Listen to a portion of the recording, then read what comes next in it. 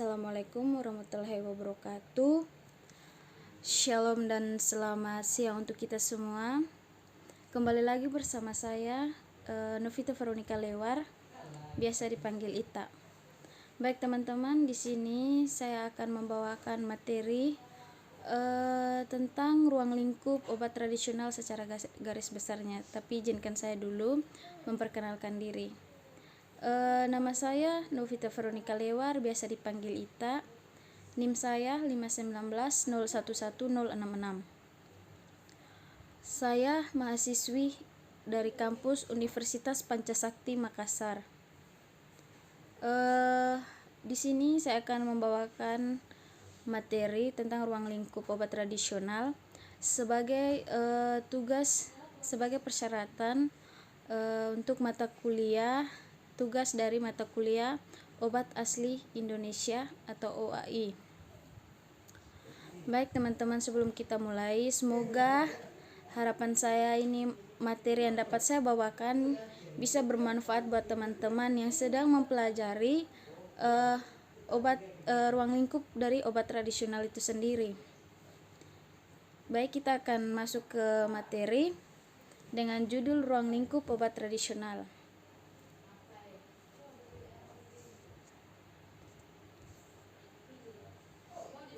Obat tradisional adalah bahan atau ramuan bahan yang berasal dari tumbuhan, hewan, mineral, sediaan sarian atau gelanik, atau campuran dari bahan-bahan tersebut yang secara turun-temurun digunakan untuk pengobatan sesuai dengan norma yang berlaku di masyarakat. Sedangkan pengobatan secara tradisional merupakan bentuk pelayanan pengobatan yang menggunakan cara, alat atau bahan yang tidak termasuk dalam standar pengobatan kedokteran modern dan digunakan sebagai alternatif.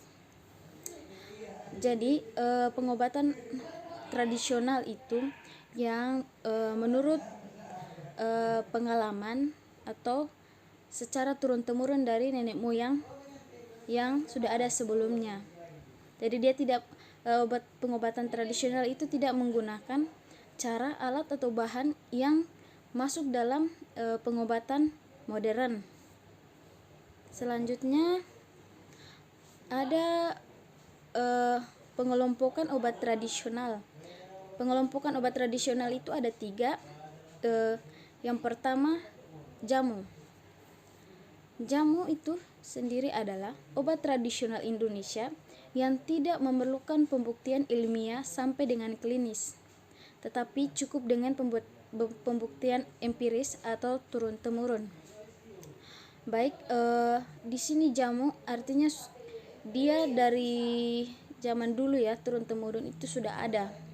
Jadi dia tidak perlu pembuktian secara ilmiah sampai dengan klinis.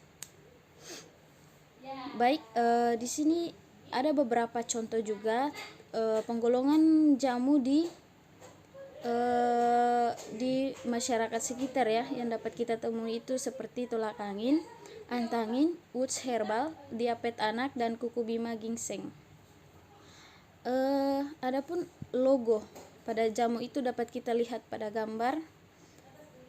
Jadi teman-teman bisa memahami ini bedanya jamu dengan penggolongan obat tradisional yang lain. Selanjutnya itu ada obat herbal terstandar atau OHT. Obat herbal terstandar adalah sediaan obat bahan alam yang telah dibuktikan keamanan dan khasiatnya secara ilmiah dengan uji praklinik dan hewan, dan bahan bakunya telah distandarisasi. Ya baik, ada beda antara jamu dengan OHT di sini ya. Jadi OHT itu sudah melalui tahap uji yang pertama, yaitu uji praklinik pada hewan, dan bahan bakunya telah distandarisasi, artinya uji sudah aman dikonsumsi untuk masyarakat sekitar. Jadi OHT itu sudah, teman-teman sudah tahu kalau dia sudah menjadi obat yang aman digunakan di masyarakat. Adapun beberapa contoh obat OHT yang beredar di masyarakat itu seperti lelap, diapet, Vitolak, Diapmener, dan glukograf. Teman-teman dapat lihat di samping itu ada logo dari obat herbal terstandar. Jadi tadi ada logo dari jamu dan ini ada logo dari OHT itu sendiri. Jadi teman-teman bisa membedakan kalau ini golongan jamu, golongan OHT. Selanjutnya ada fitofarmaka. Baik, di sini saya akan jelaskan. Fitofarmaka adalah sediaan obat bahan alam yang dapat disejajarkan dengan obat modern karena telah dibuktikan keamanan dan khasiatnya secara ilmiah dengan uji praklinik pada hewan dan uji klinik pada manusia, serta bahan baku dan produk jadinya telah distandarisasi.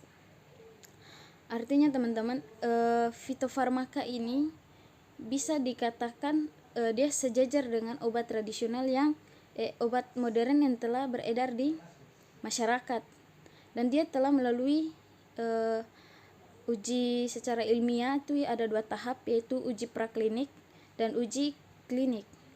Uji praklinik pada hewan dan uji klinik pada manusia. Artinya ada perbedaan antara fitofarmaka dengan obat herbal terstandar. OHT cuma melakukan 1 uji secara ilmiah, yaitu uji praklinik, sedangkan fitofarmaka itu dia melakukan 2 uji, pada uji praklinik pada hewan dan uji klinik pada manusia, serta produknya telah distandarisasi, artinya telah dinyatakan aman dengan dilakukannya beberapa parameter-parameter sehingga dinyatakan aman dikonsumsi. Adapun contoh di bawah ini yang fitofarmaka yang ada di masyarakat seperti Stimuno, Tensigard, Reumanir, Ixgra, dan Nodiar. Teman-teman dapat lihat pada gambar. Adapun logo fitofarmaka itu dapat kita lihat di gambar. Jadi ada perbedaan antara logo jamu, OHT, dan logo dari fitofarmaka. Jadi bisa kita teman-teman bisa membedakan ketiga golongan dari obat tradisional itu sendiri. Selanjutnya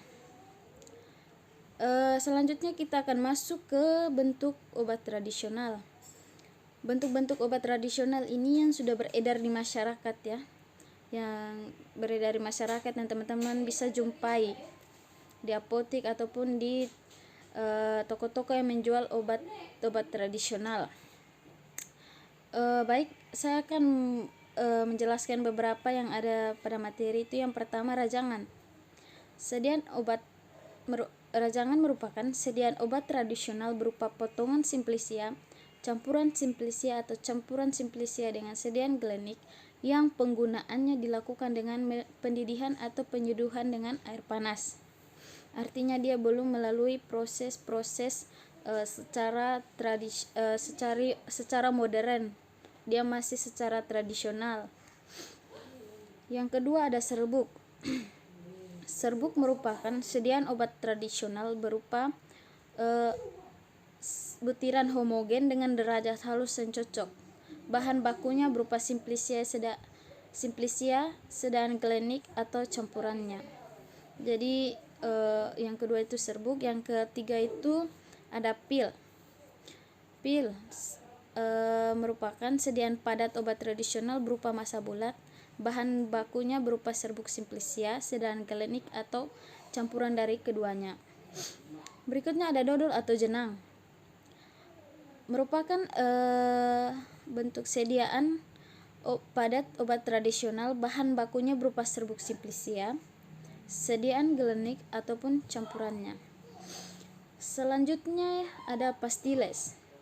Merupakan bentuk sediaan padat obat tradisional berupa lempengan pipi, umumnya berbentuk segi 4. Bahan bakunya berupa campuran serbuk, sediaan campuran serbuk simplicia, sediaan glenik ataupun campuran dari keduanya. Yang berikut ada kapsul. Bentuk sediaan kapsul itu sendiri yaitu sediaan obat tradisional yang terbungkus cangkang keras atau lunak. Bahan bakunya terbuat dari sediaan glenik dengan atau tanpa bahan tambahan. Selanjutnya itu ada bentuk sediaan tablet. Merupakan sediaan obat tradisional padat kompak dibuat secara keempat cetak dalam bentuk tabung pipi, silindris atau bentuk lain. Kedua permukaannya rata atau cembung, terbuat dari sedian gelenik atau dengan atau tanpa bahan tambahan. Selanjutnya ada cairan obat dalam.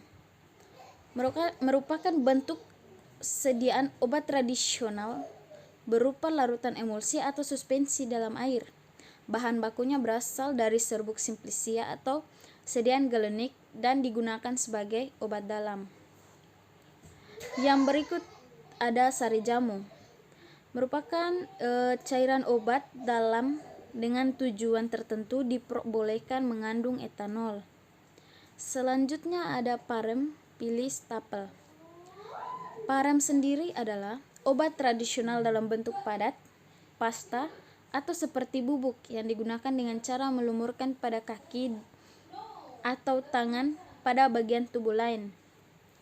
Sedangkan pilis adalah obat tradisional dalam bentuk padat atau pasta yang digunakan dengan cara mencoletkan pada dahi.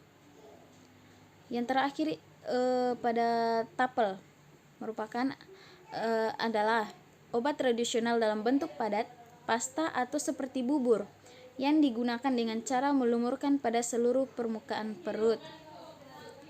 Berikutnya ada koyok. Merupakan bentuk sediaan obat tradisional berupa pita kain yang cocok dan tahan air yang dilapisi dengan serbuk simplicia dan atau sediaan gelenik, digunakan sebagai obat luar dan pemakaiannya ditempelkan pada kulit. Yang berikutnya ada cairan obat luar.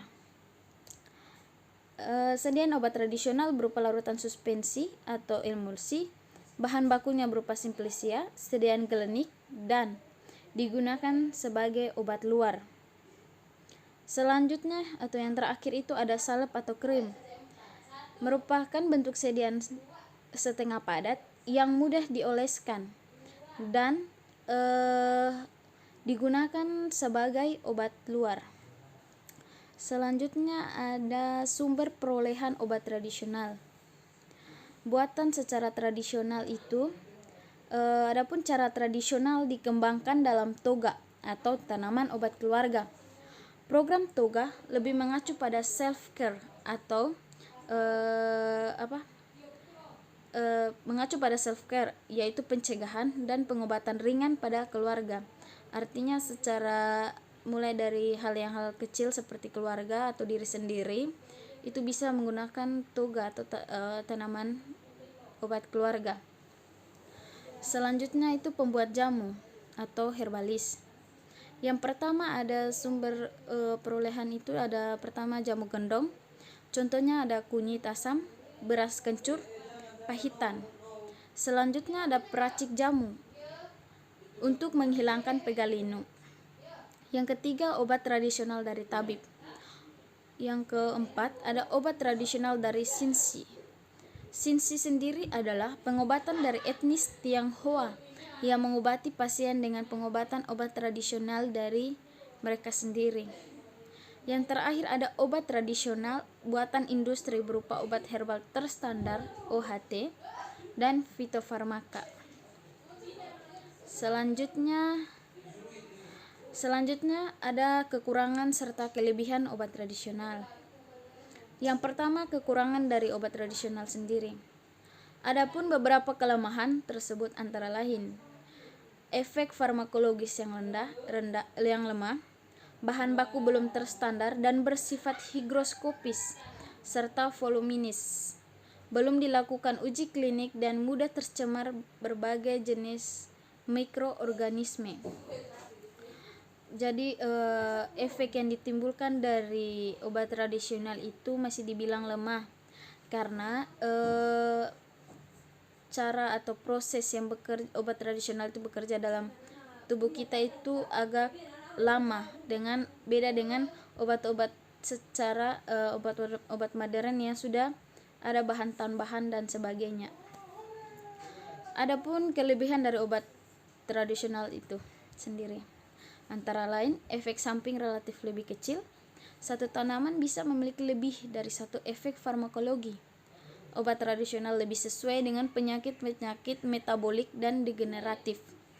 Artinya di sini teman-teman, efek samping yang diberikan dari obat tradisional itu bisa dikatakan kecil, relatif kecil.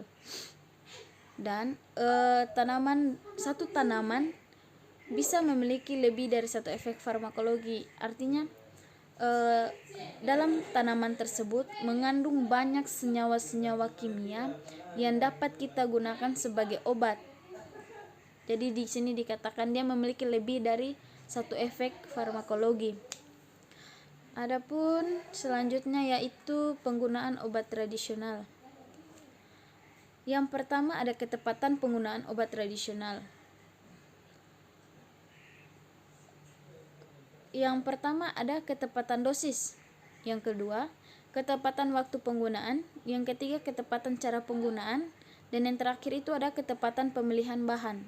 Jadi teman-teman harus memperhatikan ketepatan dosis, waktu penggunaan, cara penggunaan, pemilihan bahan, serta pemilihan bahan. Jadi teman-teman harus lebih teliti lagi dalam melakukan obat tradisional itu sebagai pengobatan tradisional sebagai obat. Yang kedua ada tujuan penggunaan obat tradisional. Yang pertama untuk memelihara kesehatan dan menjaga kebugaran jasmani. Yang berikut ada mencegah penyakit. Yang berikutnya lagi sebagai upaya pengobatan penyakit dalam upaya mengganti atau mendampingi penggunaan obat jadi. Yang terakhir itu yaitu untuk memulihkan kesehatan atau rehabilitatif. Selanjutnya selesai. Baik teman-teman, mungkin itu saja materi yang dapat saya sampaikan. Kurang dan lebihnya saya mohon maaf. Semoga materi yang dapat saya bawakan di sini dapat bermanfaat buat teman-teman, sehingga kita sama-sama pelajari tentang ruang lingkup obat tradisional itu secara garis besarnya. Sebelumnya kalau bermanfaat, teman-teman jangan lupa like, comment, share dan subscribe. Jadi sama-sama kita belajar dari kesalahan. Jikalau ada saran dan masukannya, bisa dapat saran dan kritiknya teman-teman bisa tulis di kolom komentar. Mungkin itu saja yang dapat saya sampaikan. Semoga bermanfaat buat teman-teman. Saya tutup dengan ucapan Assalamualaikum warahmatullahi wabarakatuh. Shalom dan selamat siang untuk kita semua. Bye.